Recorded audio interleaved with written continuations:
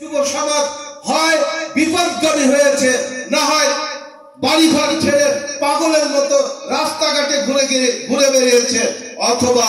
ঢাকা শহরে গিয়ে রিক্সা চালাতে বাধ্য হয়েছে। আমি সেই সব মেহনতি ভাইদের বলতে চাই, আমার নেতা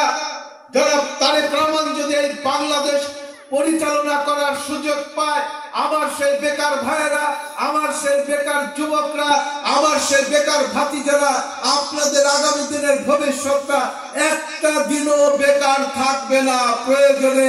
তারেক জিয়া তাদেরকে বেকার ভাতা দিবে, বেকার ভাতার কার্ড দিবে। আরেকটি গুরুত্বপূর্ণ বিষয় আমি আলোচনা করে শেষ করতে চাই, চিকিৎসা। আজকে এই সিঞ্জুরিতে যদি এখন কেউ অসুস্থ হয়ে পড়ে, হয় তাকে নিয়ে যেতে হবে ঘিওর স্বাস্থ্য কেন্দ্রে, সেখানে কোনো চিকিৎসার সুব্যবস্থা নেই, অথবা নিয়ে যেতে হবে মানিকগঞ্জ সদর হসপিটালে, সেখানেও একবার ডাক্তার থাকে, একবার থাকে না, অথবা আমার কৃষক ভাইয়ের এত দূর নিয়ে ঢাকা নিয়ে মানিকগঞ্জ নিয়ে চিকিৎসা করার কোনো সামর্থ্য থাকে না। পকেটে রিক্সা ভাড়া, ভ্যান ভাড়া, অ্যাম্বুলেন্স ভাড়া, ওষুধের দাম তো দূরের কথা, ভ্যান ভাড়ার পয়সাটাও থাকে না। সেই সব কৃষক ভাইদের বুকে আস্থা ফিরিয়ে আনার জন্য, সেই সব শ্রমিক ভাইদের নিজেদের আত্মনির্ভরশীল হয়ে ওঠার জন্য আমার নেতা বলেছে, বিএনপি যদি আগামীতে ক্ষমতায় আসে, তাহলে প্রতিটি পরিবারকে স্বাস্থ্য সেবার জন্য ন্যাশনাল আইডির মতো পারিবারিক অথবা স্বাস্থ্য কার্ড প্রদান করবে, যে কার্ডের মাধ্যমে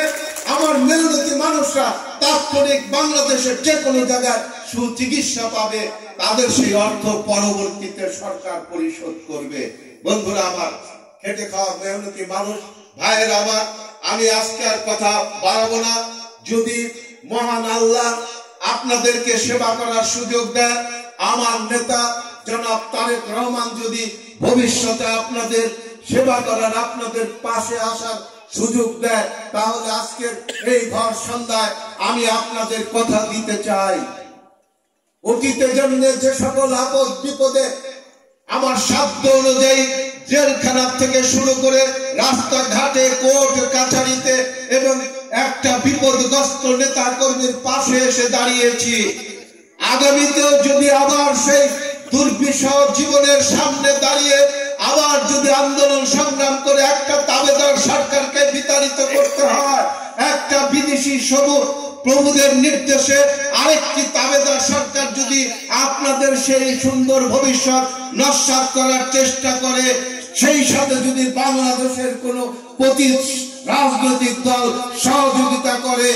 আবার যদি আপনাদের বিপদ আসে, আমি কথা দিচ্ছি, যতই বিপদ আসুক না কেন,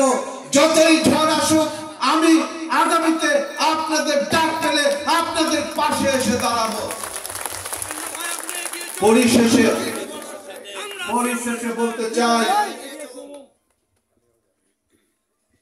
আমার নেতা জনাব তারেক রহমানের নেতৃত্বে আগামী নির্বাচনে আপনারা যদি ধানের শীষে ভোট দিয়ে বিএনপি তথা তারেক জিয়াকে এই দেশ পরিচালনার সুযোগ দেন, তাহলে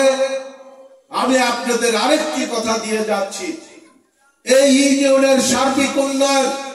যতগুলো ব্রিজ, যতগুলো রাস্তা, যতগুলো স্বাস্থ্য কেন্দ্র, যতগুলো চিকিৎসা কেন্দ্র, যতগুলো শিক্ষা কেন্দ্র রয়েছে, বিশেষ করে যাতায়াতের জন্য কালীগঙ্গা ব্রিজ অথবা যে বৃষ্টি হয়েছে সেই ব্রিজের অ্যাপ্রোচ থেকে সবগুলো বিষয়ে আমি আপনাদের প্রতিনিধি না হলেও যদি তারেক রহমানকে ধানের শীষে ভোট দিয়ে আপনারা বিজয়ী করে বাংলাদেশটাকে পরিচালনার সুযোগ দেন, তাহলে আমি যেভাবেই হোক জনাব তারেক রহমানের সাথে লড়াই সংগ্রাম করে আপনাদের ইউনিয়নকে একটি মডেল ইউনিয়ন হিসেবে গড়ে তোলার সব রকম প্রতিশ্রুতি দিয়ে যাচ্ছি। আমি শেষ পর্যায়ে যে উদ্দেশ্যে আপনাদের কাছে ছুটে এসেছি, আজকে আমাদের তারেক রহমানের এই 31 দফা রাষ্ট্র কাঠামো মেরামতের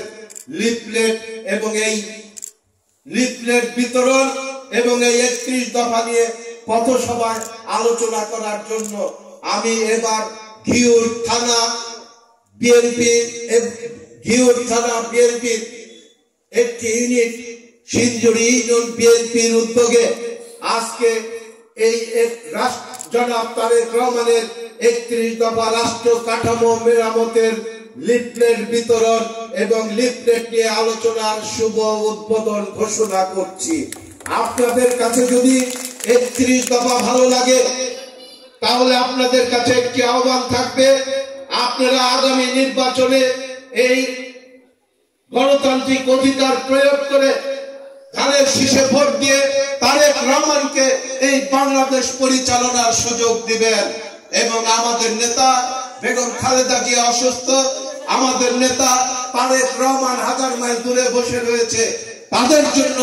দোয়া করবেন, তারা যেন দ্রুত সুস্থ হয়ে আমাদের মাঝে ফিরে এসে এই বাংলাদেশকে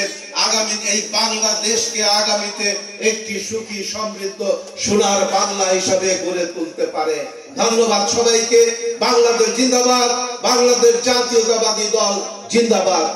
ধন্যবাদ সিঞ্জুরি ইউনিয়ন জাতীয়তাবাদী শক্তিকে।